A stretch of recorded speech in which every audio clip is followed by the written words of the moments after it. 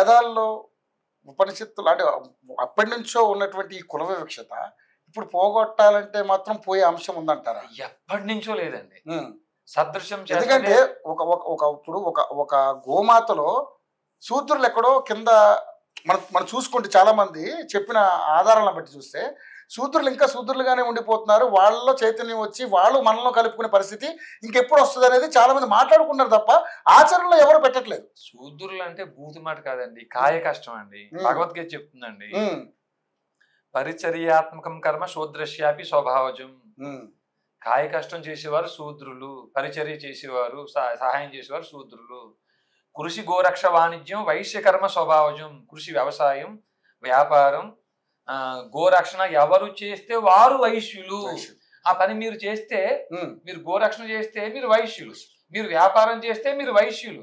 పుట్టుకతో కాదండి. శమో దమస్తప శౌచం క్షాంతిర్జామేవ చ జ్ఞాన విజ్ఞాన మాస్తిక్యం బ్రహ్మ కర్మ స్వభావజం. ఈ లక్షణాలు మీకుంటే బ్రాహ్మణులు. శౌర్యం తేజో దుర్దాక్ష్యం యుద్ధే చాపే పలాయనం దానమీశ్వర భావచ క్షాత్రం కర్మ స్వభావజం. ఈ లక్షణాలు ఎవరికుంటే వారు క్షత్రియులు. ఇది భగవద్గీత చెప్తుంది. పోనీ కాసేపు మనం భగవద్గీతను పక్కన పెడదామండి, రాజ్యాంగాన్ని తీసుకున్నాం. సుప్రీంకోర్టు ప్రధాన న్యాయమూర్తికి మన అదే సుప్రీంకోర్టులో పనిచేసేటువంటి అటెండర్కి సమానంగా శాలరీ ఉందా? ప్రధాన న్యాయమూర్తి దాకా ఎందుకంటే మామూలు కోర్టులు మ్యాజిస్ట్రేట్కి, ఆయన దగ్గరుండి అటెండర్కి, బంట్రోత్కి సమాన శాలరీ, సమాన ప్రోటోకాల్ ఉందా అండి? అయ్యా, ఒక స్టేషన్ హౌస్ ఆఫీసర్కి, అక్కడ ఉండే హోమ్ గార్డ్కి ఒకే కుర్చీ పక్క పక్కన వేస్తున్నారా?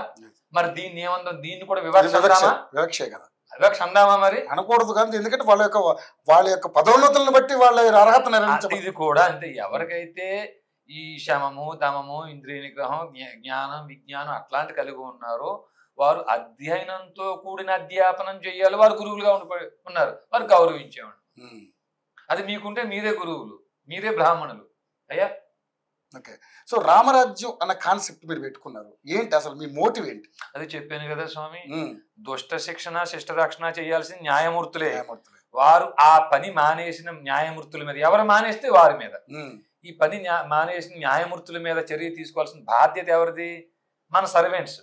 ఈ ప్రధానమంత్రులు, ఈ ముఖ్యమంత్రులు, ఈ ఎమ్మెల్యేలు, ఎంపీలు మన సర్వెంట్స్ అండి వీళ్ళు. అయ్యా, నేను అంటలే, సెక్షన్ 21 ఐపీసీ చెప్తుంది, కొత్త చట్టం సెక్షన్ 2 చెప్తుంది.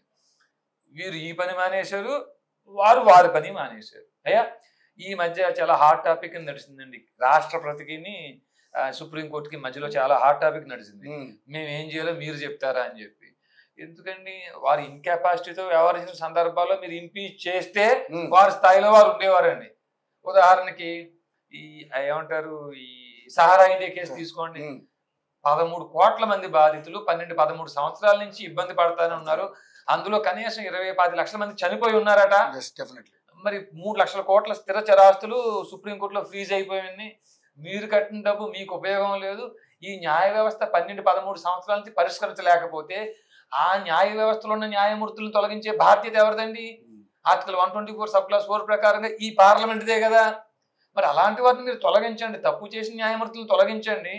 ఒక న్యాయమూర్తి ఇన్కెపాసిటీతో వ్యవహరిస్తే 219 ఐపీసీ ప్రకారంగా వారికి 7 సంవత్సరాల జైలు శిక్ష ఉందండి. తప్పుడు తీర్పిస్తే. వారు ఇన్కెపాసిటీతో వ్యవహరిస్తే ఆర్టికల్ 124 సబ్ క్లాస్ 4 ప్రకారంగా ఇంపీచ్ చేయమని ఆర్టికల్ 124 సబ్ క్లాస్ 4 చెప్తుంది. ఈ పనులు మీరు భారతదేశంలో ఇప్పుడు దాకా ఏ కేంద్ర రాష్ట్ర ప్రభుత్వం చేయలేదు. మరి ఏ న్యాయమూర్తి తప్పు చేయలేదా? కారణం వీరే కదా. కాబట్టి ఈ వీరిని వారిని కలిపి ప్రశ్నించడం కోసం ఒక వ్యవస్థ ఉండాలి. వ్యవస్థ రామరాజ్యం. సో అంటే హిందూయిజాన్ని కాపాడే అంటే పరిరక్షణ కేంద్రంగా మీరు ఉండబోతున్నారా? అంటే అక్కడ హిందూయిజం అనే పదం లేదండి, ధర్మమే. రామో విగ్రహవాన్ ధర్మ రామాయణి బ్రహ్మమునకు పేరు. ధర్మం పోత పోస్తే రాముడేటండి. ఎవరు తప్పు చేస్తే వారు శిక్షించబడాలని కోరుకుంటున్నామండి. అది హిందువైనా మన బంధువైనా సరే. Yes, exactly. ముఖ్యంగా చూసుకుంటే ఈ మధ్య క్రిస్టియానిటీ బాగా పెరిగిపోయి ప్రతి ఒక్కళ్ళు కూడా ఇష్టం వచ్చినట్టు మాట్లాడతాము. మొన్న జరిగినటువంటి ప్రవీణ్ పగడాల అది కొంతమంది మర్డర్ అంటున్నారు, కొంతమంది యాక్సిడెంట్ అంటున్నారు, రకరకాల వాదనలు వచ్చాయి. కానీ క్రిస్టియానిటీ విపరీతంగా పెరిగిపోయి ఈరోజు హిందూ సమాజాన్ని వాళ్ళు కించపరిచే విధంగా మాట్లాడడం కూడా మనం చూస్తా ఉన్నాం. ఏంటి మరి దీని మీద మీరు ఏ నిర్ణయం అంటే ఏ విధంగా ఇక్కడ మాట్లాడేంత పెద్ద స్థాయి ఉన్నవాడిని కాదు, కానీ నేను ఒక చిన్న విషయం తమకు రిఫర్ చేస్తాను. చెప్పండి. CBI retired director M Nageswara Rao garu అని, ఆయనకు ఐపీఎస్ ఆఫీసర్ అండి. ఈ ఒరిస్సా కూడా డీజీపీగా పనిచేసిన వ్యక్తి అనుకుంటాను. తర్వాత కాలంలో సిబిఐ డైరెక్టర్ గా చేసి కూడా రిటైర్ అయిపోయారండి ఆయన. ఈయన వీడియోస్ చాలా ఉన్నాయి యూట్యూబ్ లో, తమ అవకాశం ఉన్నప్పుడు వినండి. ఆయన పరిశోధన మరీ చేశారు. ఏం చెప్తారంటే అండి, ఆయన ఆర్టికల్ 25 నుంచి ఆర్టికల్ 30 వరకు అమెండ్మెంట్ అనేది జరగకపోతే వచ్చే 30 సంవత్సరాల తర్వాత భారతదేశంలో హిందువులు మిగలరు.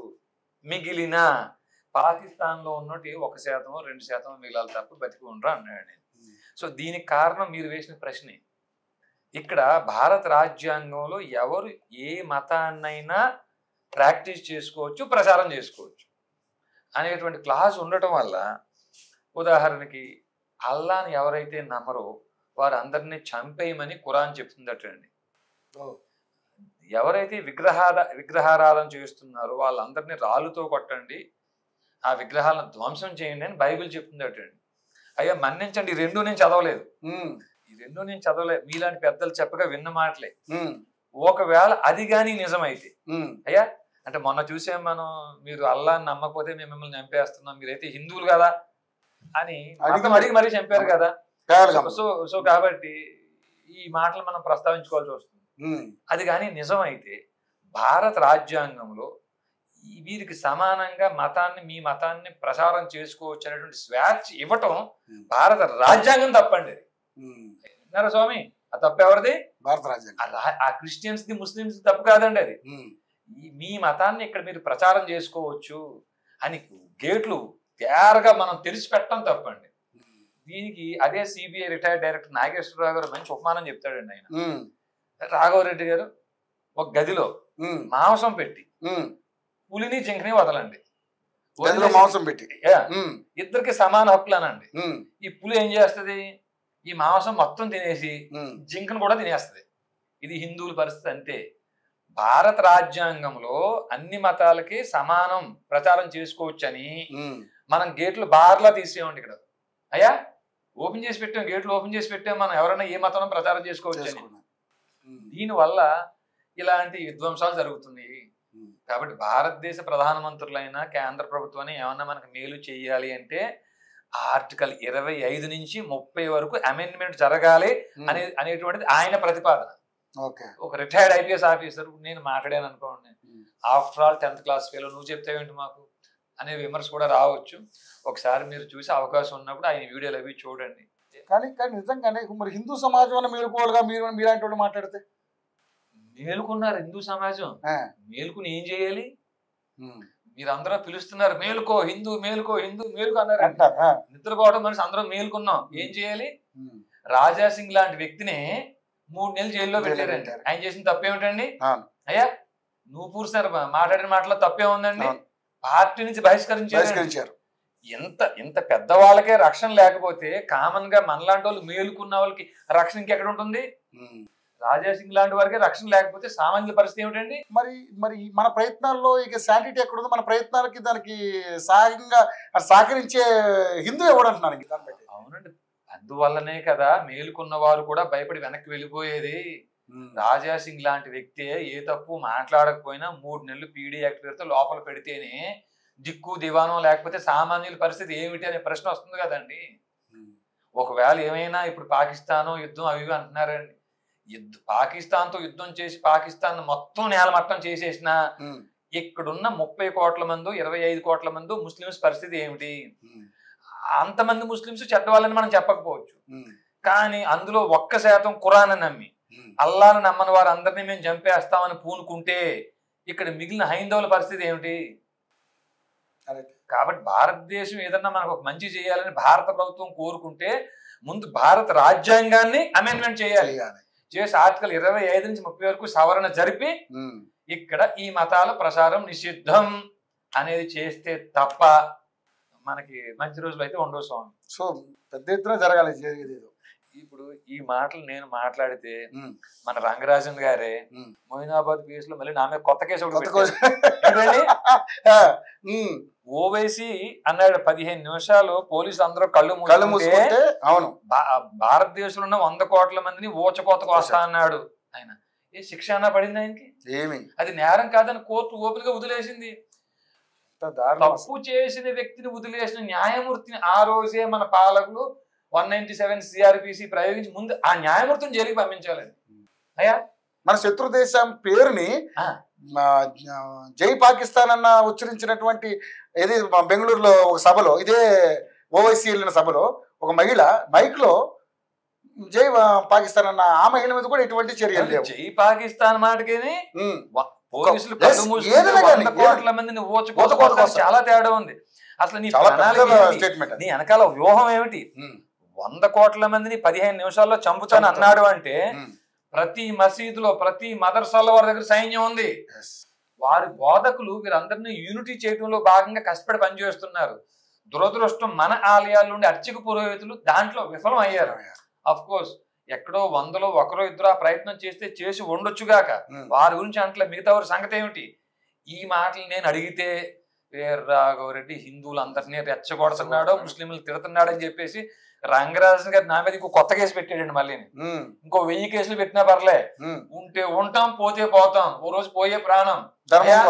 నైనం చింతంతి శస్త్రాన్ని నైనం దాతి పావక నచైనం క్లేదయంత్యాపో నశోషేది మారుత. పోయేది నశించేది శరీరమే కానీ ఆత్మ కాదు కదండి అయ్యా. మళ్ళీ మళ్ళీ వస్తానే ఉంటాం, ఇబ్బంది లేదు.